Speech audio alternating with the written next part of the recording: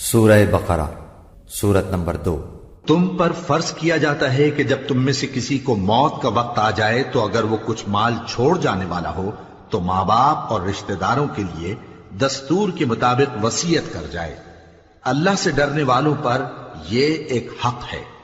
پھر جو شخص وصیت کو سننے کے بعد اس کو بدل ڈالے تو اس کے بدلنے کا گناہ انہی لوگوں پر ہے جو اس کو بدلیں، اور بے شک اللہ سنتا جانتا ہے۔